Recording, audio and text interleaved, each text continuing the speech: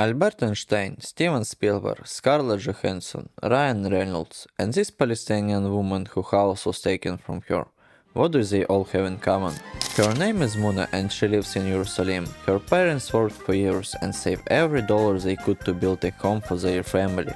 At the moment they finally finish it, an Israeli court sealed the house as an illegal structure. I was born here, I grew up here, and I live here. How can somebody just come and take my home? It's unimaginable. Officially nobody was allowed to live there, because the place was supposedly unsafe. But for some reason the authorities never demolished the dangerous house. A little time passes, and now an American settler named Jacob is living there for free. Maybe he doesn't realize he took somebody else's house. So Muna asks him directly and gets the kind of answer only system like this can produce. Jacob, you know this is not your house. Yes, but if I go, you don't go back. So what's the problem? Why are you yelling at me? I didn't do this. You are stealing my house. And if I don't steal it, someone else is gonna steal it. What we are looking at is the logic of settlements. The army moves in, the security apparatus follow, civilians arrive, and the people who was already living there get pushed out. Families get detained on flimsy excuses. Sometimes they just throw out of their own homes. This man is sitting on a stool across from his former house, watching settlers study Torah inside it. In his case there wasn't even proper paperwork. Israeli police broke in, beat him, and dumped his whole family onto the street, kids included. They took the furniture somewhere, and that day they threw us out with nothing but the clothes we were wearing. This kind of expansion has been going on for decades, and at some point you stop asking whether it looks bad and start calling it what it feels like. Displacement happening in broad daylight in front of the whole world. How did you end up here? Do you pay rent? I have no ownership over this property. You're from Brooklyn? No, I'm from New York, from Long Island. From New York. What right do you have to live here? The right I have is that the owner of the house wants me to live here. So your position here is a political position to keep Palestinians out of it, Not to keep Palestinians out of it, to keep Jews in it. and therefore Not keep out. the Palestinians who were here out of it. No, that's not, no. That's a necessary evil. Moon doesn't even argue with Jacob that much anymore, because last time he threatened to call the police. And the police are not showing up to do philosophy. In disputes like this, the system usually decides who matters and who doesn't long before anybody opens their mouths. Every so often, Palestinians in the neighborhood snap and start protesting. Then the vans roll in, people get dragged off, and beatings follow. Mona's brother, by the way, wasn't even protesting. He was just walking to the store and still got punched in the face during the arrest. Albert Einstein, Natalie Portman, Ryan Reynolds, and this Palestinian woman Muna, what do they have in common?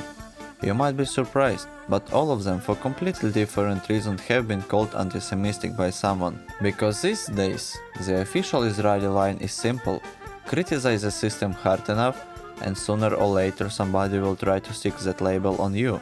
And yes, that label has also been thrown at Jews themselves. Sacha Baron Cohen, Hannah Arendt, Bernie Sanders, and at now Jews too. Emma Watson, Gary Oldman, Margot Robbie, and probably at this point me. How do you buy loyalty? How hard is to get into religious paradise? And can you actually disarm a terrorist with your bare ass? In this video.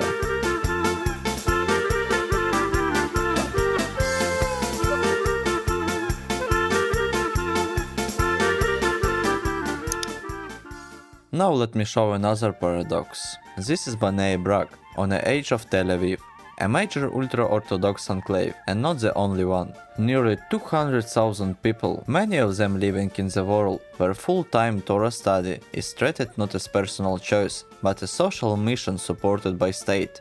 In Israel, they are called Haredim, those who tremble before God. Meet Yosef, he has a wife, 4 kids, and with all benefits and support, his family can live on a level that looks pretty solid from the outside. Are you a journalist? Your job is to make reports. My job is to study books. And my children will follow in my footsteps. And that's where the resentments kick in. Most Israelis are expected to work, pay high taxes, and in many cases serve in the military. But the Haredi world have historically been shielded from that obligation, so ordinary secular Israelis look at this setup and feel like they are carrying the bill while being lectured about holiness by people who built an entire lifestyle around exemption. And the rules don't stop there. Forget 10 commandments, that's beginner mode. Judaism has 613 commandments and 100 of them still shape daily life. Women in some communities shave their heads or wear wigs, men wear shtreimels, those huge fur hats, even when the summer heat in Israel hits brutal temperatures. So yes, you can spot a Haredi on the street, sometimes before even you see him, you can feel the whole world he belongs to. Back to the rules, you'd think, okay, follow a few hundred commandments and you're done. Not even close, because inside those rules are more rules, and inside those loopholes. Take Shabbat. God creates world in 6 days, rest on 7th, so observant Jew rest on Saturday too. Sounds simple. In practice, it means a long list of things you're not supposed to do. Work, cook, sew, shave, write, draw, light a fire, or create anything. Electricity also falls in the category for many observant Jew, because it's treated like kindling a flame. Now imagine you living in a 72-story building in Tel Aviv, and your elevator doesn't run on horsepowers. This where the famous Jewish talent for finding loopholes kick in. Ladies and gentlemen, the slowest elevator on earth, the Shabbat elevator. The Bible says you may not kindle fire on the Sabbath. If you push a button, you create an electrical impulse. So the elevator moves automatically and stops at every floor. Getting to the top can take 10, 15, even 20 minutes, but for some people even that counts as progress. I'm very happy we have a Shabbat elevator. It helps a lot. Today is a very calm day, because thanks to the Shabbat elevator, I can get home. Walking up 24 floors with a child would not be easy, you know. I'm sorry, but this really does feel like a elaborate solution to a problem people built for themselves. And I'm only getting started. Want hot soup on Saturday? Put the pot on a low flame the day before. Need groceries? Driving is forbidden too. Though yes, people have invented loopholes there as well. The whole thing is basically a civilization built on phrase, technically this still counts. So, what is allowed on Shabbat? According to the state, quite a lot, especially when the military says is acting to save lives. Military operations, shelling, raids, even bombings can all be justified through that logic. And Israel has sold that image to the world for decades with extraordinary success. Which brings us to branding. This was the woman on the cover of Maxim in 2007. At the time, the biggest man magazine in the world. Pretty effective image, right? Good. That means the branding worked. Zionism spent a long time trying to replace the old European stereotype of weak, bookish Jew with new image, strong, athletic, attractive, modern, masculine and desirable. The new Jew. You see it in posters, in old Israeli films, in Eurovision, in tourism campaigns, in government messaging. You should come to Israel. We have a beautiful country, great food, great culture. Come to Israel. Beautiful girls as well. See you at the party. Then the 2000 hits, and international criticism of Israel's treatment of Palestinians kept growing, so the focus shifted. The IDF's 33rd Caracal Battalion became a public relations goldmine. Social media filled up with video of smiling female soldiers, and the world was sold a new image of Israel. Modern, tolerant, progressive, even sexy. I get why the image worked, but an image is not reality. Reality is the military service is brutal, and women in the army face the same machine with extra risk piled on top. There are injury issues, serious physical strain, and a long record of sexual harassment complaints inside the IDF.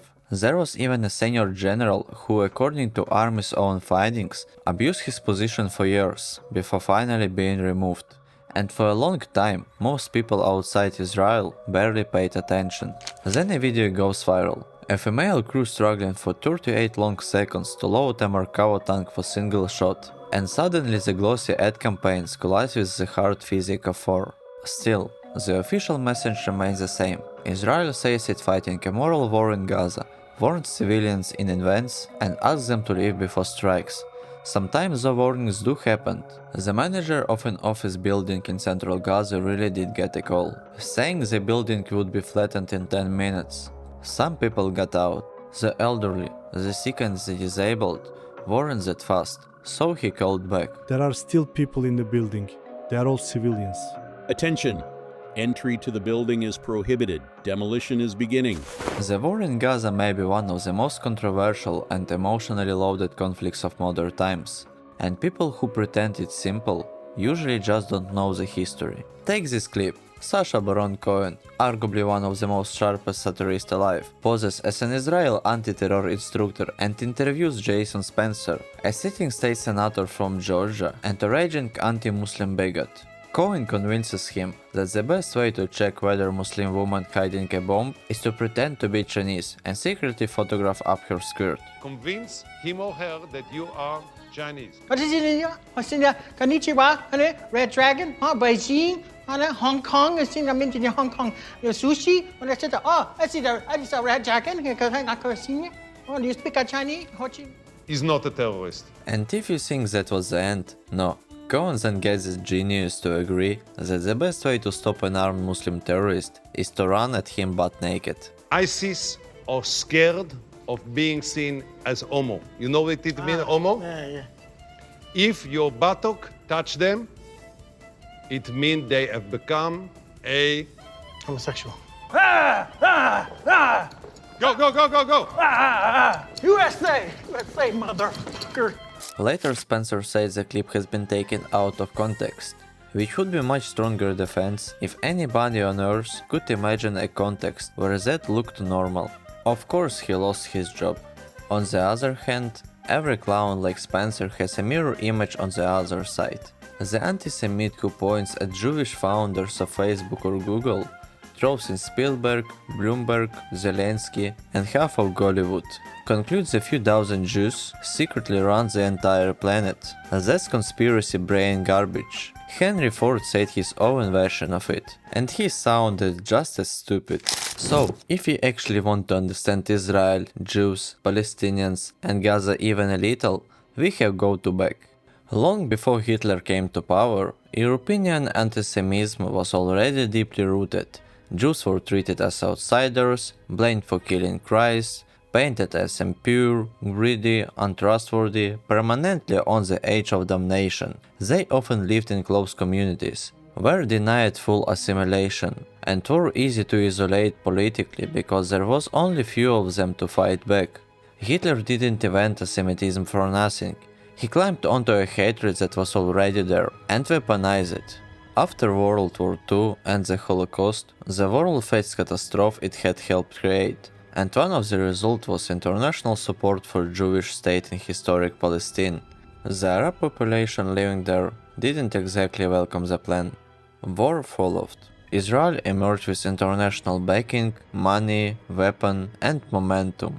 It kept growing, kept fighting, and by early 21st century controlled far more territory than what had originally been invasioned. And the Palestinians living under occupation paid the price. We are warning you and advising you to think about your children. We can find any of you and kill you if necessary. The Arab side fragmented, weak, badly organized and badly armed, often answer military defeat with terrorism.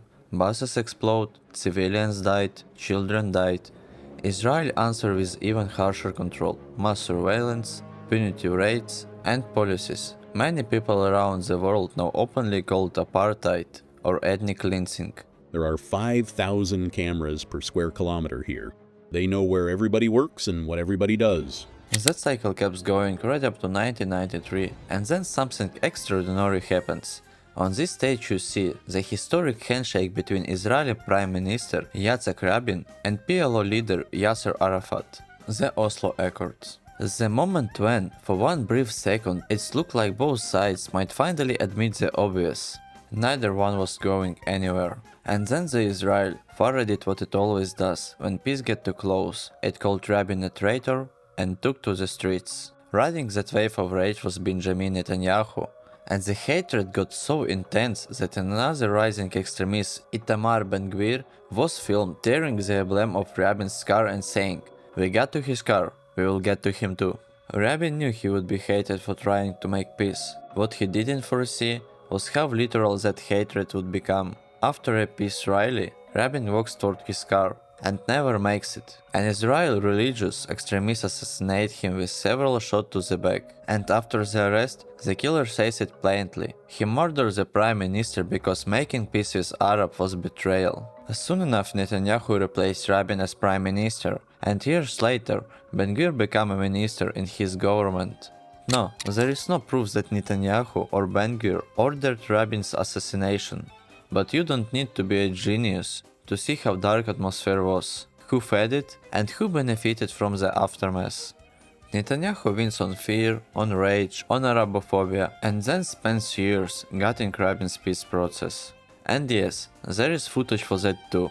In one clip, Netanyahu is talking to settlers and asks the camera to be turned off. Turn off the camera. I'm gonna say something now. The cameraman pretends to stop recording and then quietly keeps rolling. I effectively stopped the Oslo Accords using a lot of legal maneuvers. Now we have to deliver a powerful blow. And not just one blow, many painful blows, so the price becomes unbearable.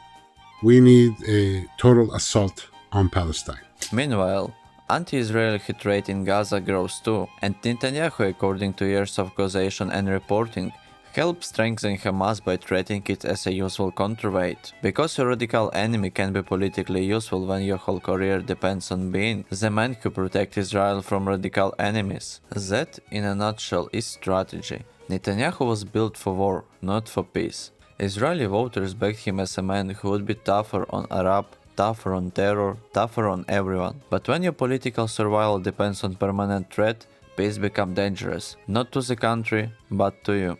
And then the October 7th, 2023, Hamas fighters break to the border, storm into Israel communities, butcher civilians, and drag hostages back into Gaza. In response, Israel invades Gaza and unleashes devastation on a scale that shatters entire neighborhoods and wipe out an enormous number of civilians along with militants. Homes are looted, families are erased, hunger becomes a weapon. Aid turns into death run where people walk miles through dangerous territory just for chance at food. One American contractor on the ground even filmed an Israeli soldier yelling and throwing a stun grenade into a crowd of starving people. Dead people strewing along the streets. So when you see on the news at Nasser Hospital, when patients get brought in and people then say, oh, that's just Hamas propaganda. No, it's not. It is not Hamas propaganda. It's real. He reported it to Israel Command and attached the video. Nothing changed. A week later, 20 people were killed at the same location. At some point this should be obvious. There is no such thing as a clean war, but people still love simple stories.